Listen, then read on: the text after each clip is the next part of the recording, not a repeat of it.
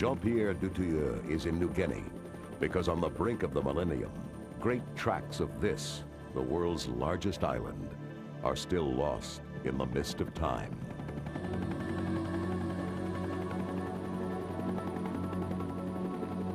New Guinea is located north of Australia and is over twice the size of Spain. The west is a province of Indonesia. The east, the newly sovereign state of Papua New Guinea.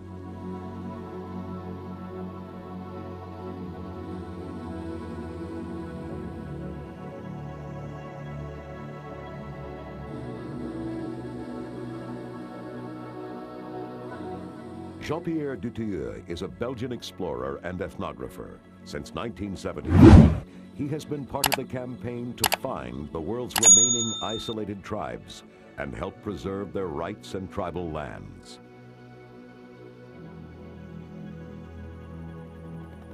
For centuries, the hill tribes of the Owen Range have lived in isolation to avoid war. This partly explains why 4 million Papuans speak 700 languages or dialects. While most tribes are known, the government announced they have just located a new one, the Toulambi, a tribe that has never been in contact with the outside world. Jean-Pierre is skeptical, but decides to verify the stories about the Toulambi for himself.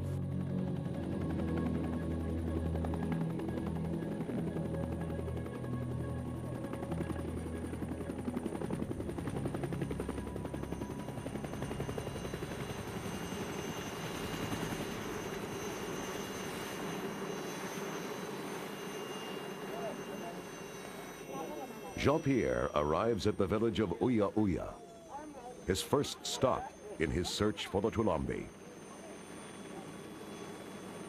Dutilleux could end up spending months here. The helicopter may not return on schedule because the rainy season has already begun. Uya Uya is the home of the relatively sophisticated Uya Uya tribe. The explorers know they may be at risk of being caught up in a war. Since their contact with the outside world, the hill tribes have been fighting more frequently and more violently. The Papuan government in Port Moresby classifies sections of these highlands as fighting zones.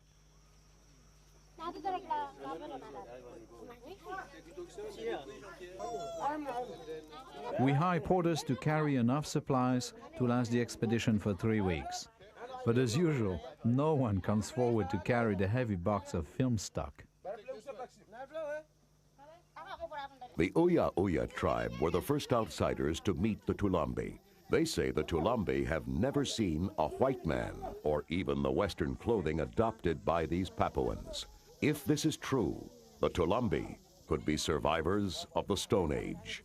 In the lead is Allah, the regional government health official and language expert who first told the outside world about the Toulambi. Wawe, the village headman and guide, marches ahead of Jean-Pierre.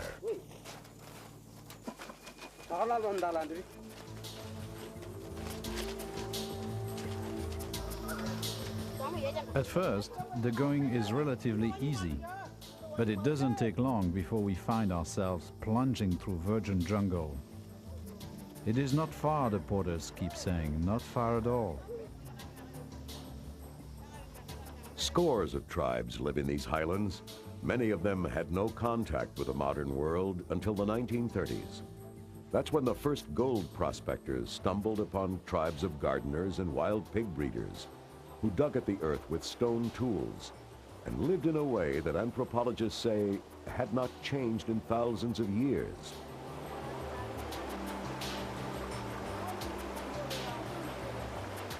They thought the white men were either gods or their ancestors risen from the dead. On the heels of the gold seekers came the soul seekers, missionaries bearing Bibles, medicines, and a new God. Recently, the Port Moresby government has expressed concern over eager evangelical preachers pursuing tribes that are better off if they're left alone. Some of the tribes left their villages to move deeper into the bush to escape the missionaries.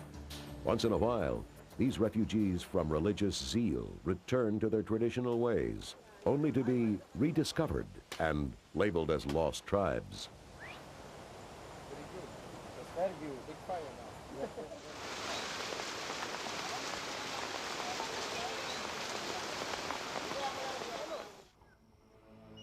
Until recently, the Uya Uya only knew of the Toulambi through the old stories. Things changed when headman Wawe found a Toulambi baby by the river that divides tribal territories. When he took the child back to the Toulambi village, 2 tribesmen returned with him to his own village of Uya Uya. It was one of the rare times that either tribe had crossed the river separating their territories. The Toulambis were spotted in the Uya Uya village by Allah, a government health official. He learned that the Toulambi were from an unregistered tribe that was about to be decimated by malaria. Allah's discovery was briefly reported in a local newspaper. Jean-Pierre read about it, and this expedition was born. Jean-Pierre wants to bring quinine, food, and vitamins to a group of people that, if the reports were true, have never seen a wheel.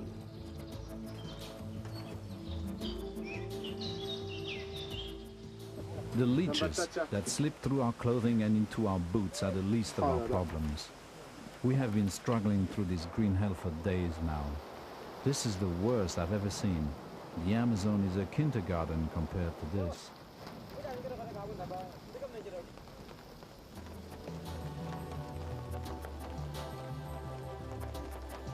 Our spirits are low. It's raining harder each day.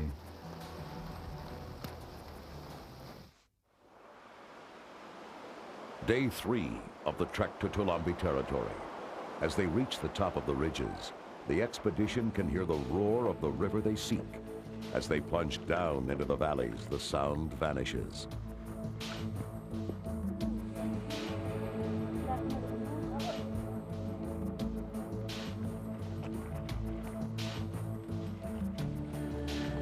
Four of my porters vanished during the night. They probably had enough as well.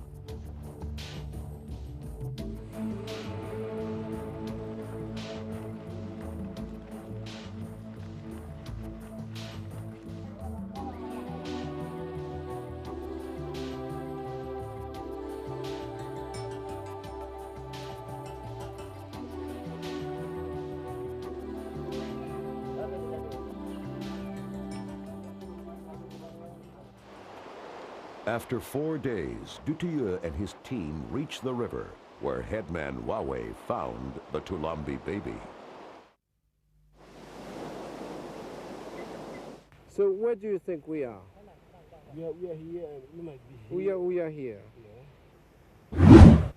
If I turn my map, I think maybe we are here. If we follow this river, there's a big crossing. Crossing there. Yes. Okay. Yes, it's going like this. Yeah? You got one block, one is double seven. Yeah. Yeah. There's a cone. It's going like this. It's like an elbow.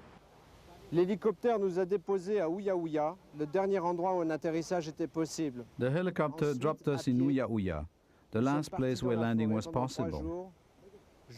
We've been walking in this jungle for 3 days to this position right here, according to my estimate. A bridge is quickly built. Only Wawe will cross into Toulambi territory. If Wawe finds the Toulambi, I have no idea whether they will return with him. And if they do, will they come in peace or attack? We can only wait.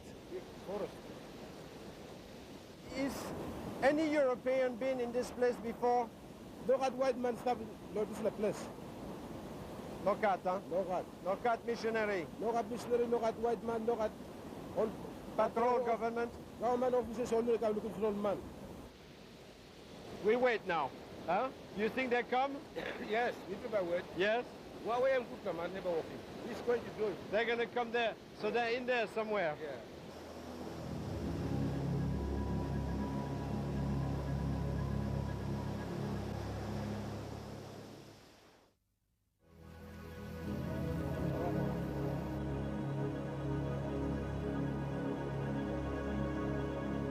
Wednesday, Thursday, and still nothing. Is this a bad joke or what? So, where are Our the food supplies are Toulambis? getting low. We've had enough.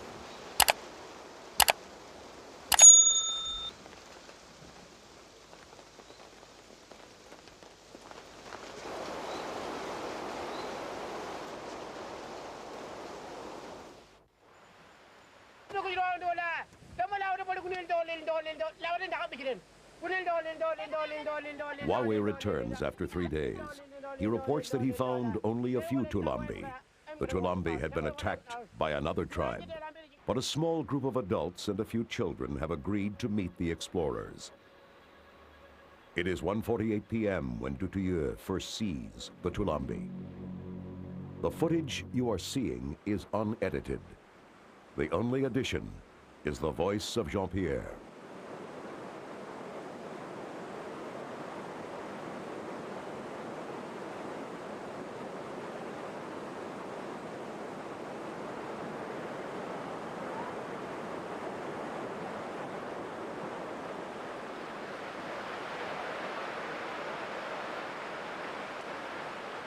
According to Wawe, they don't believe that the white man exists.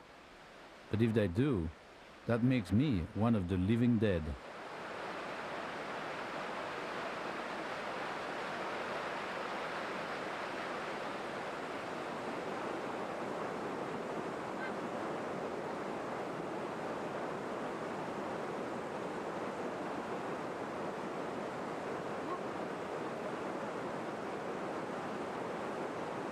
When I lose my balance, they seem a little reassured.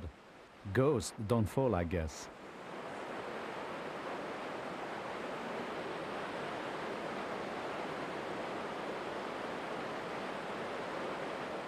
At this precise moment, I'm convinced that he's going to let loose his arrow. Maybe he wants to see if it will pass through the body or not.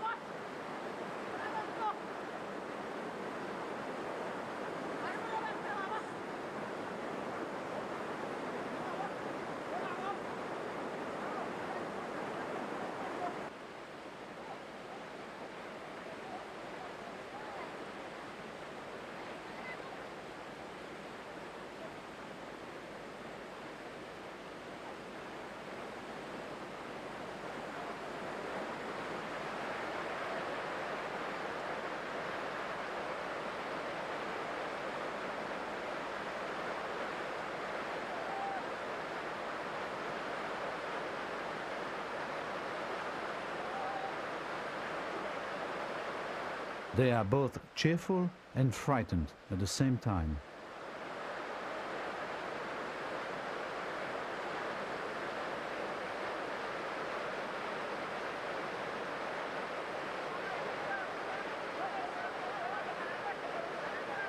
This one tells the woman to stay back.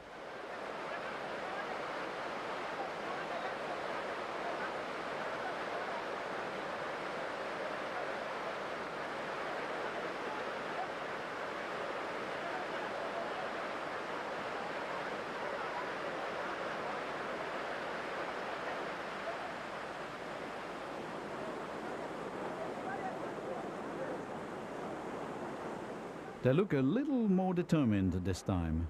I wonder what it means.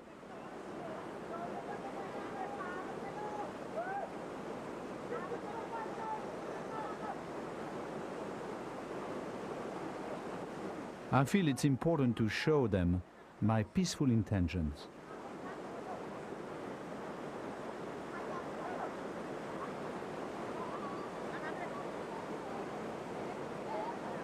Michel, my assistant, has kept the remaining porters away from the scene, and Philip, the cameraman, is hiding about 60 feet behind me.